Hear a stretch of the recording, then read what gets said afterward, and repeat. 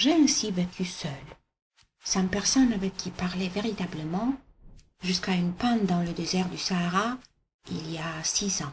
Quelque chose s'était cassé dans mon moteur, et comme je n'avais avec moi ni mécanicien ni passager, je me préparais à essayer de réussir tout seul une réparation difficile. C'était pour moi une question de vie ou de mort. J'avais à peine de l'eau à boire pour 8 jours. Le premier soir, je me suis donc endormie sur le sable à 1000 milles de toute terre habitée. J'étais bien plus isolée qu'un naufragé sur un radeau au milieu de l'océan. Alors vous imaginez ma surprise au lever du jour quand une drôle de petite voix m'a réveillée. Elle disait « S'il vous plaît, dessine-moi un mouton. »« Hein? Dessine-moi un mouton !» J'ai sauté sur mes pieds comme si j'avais été frappée par la foudre.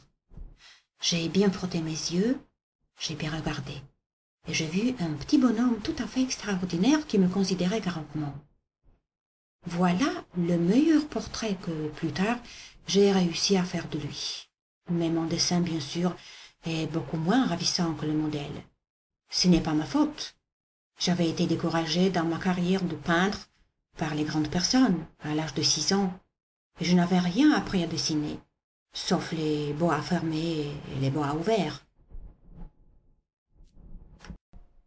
Je regardais donc cette apparition avec des yeux tout ronds d'étonnement. N'oubliez pas que je me trouvais à 1000 milles de toute région habitée. Or, mon petit bonhomme ne me semblait ni égaré, ni mort de fatigue, ni mort de faim, ni mort de soif, ni mort de peur.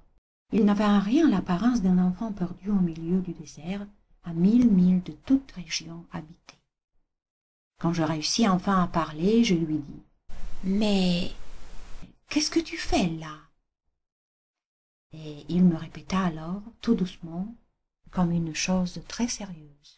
« S'il vous plaît, dessine-moi un mouton. » Quand le mystère est trop impressionnant, on n'ose pas désobéir. Aussi absurde que cela me sembla à 1000 milles de tous les endroits habités et en danger de mort, je sortis de ma poche une feuille de papier et un stylographe. Mais je me rappelai alors que j'avais surtout étudié la géographie, l'histoire, le calcul et la grammaire, et je dis au petit bonhomme, avec un peu de mauvaise humeur, que je ne savais pas dessiner. Il me répondit « Ça ne fait rien, dessine-moi un mouton. »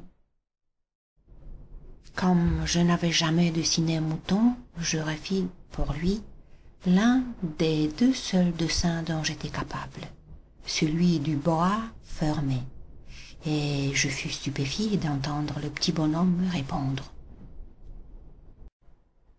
« Non, non, je ne veux pas d'un éléphant dans un boa. Un boa, c'est très dangereux.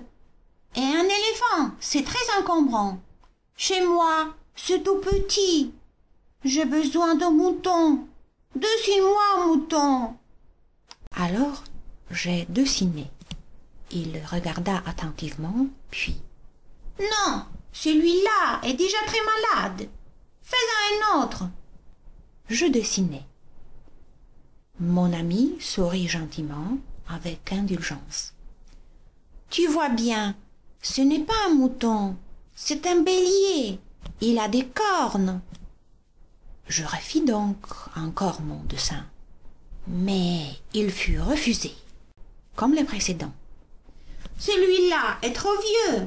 Je veux un mouton qui vive longtemps. » Alors, faute de patience, comme j'avais hâte de commencer le démontage de mon moteur, je griffonnai ce dessin-ci, et je lançai.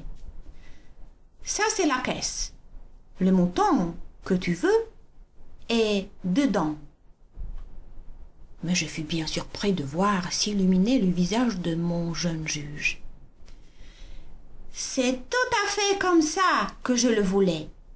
Crois-tu qu'il faille beaucoup d'herbe à ce mouton? » « Pourquoi? »« Parce que chez moi, c'est tout petit. »« Ça suffira sûrement. Je t'ai donné un tout petit mouton. » Il pencha la tête vers le dessin.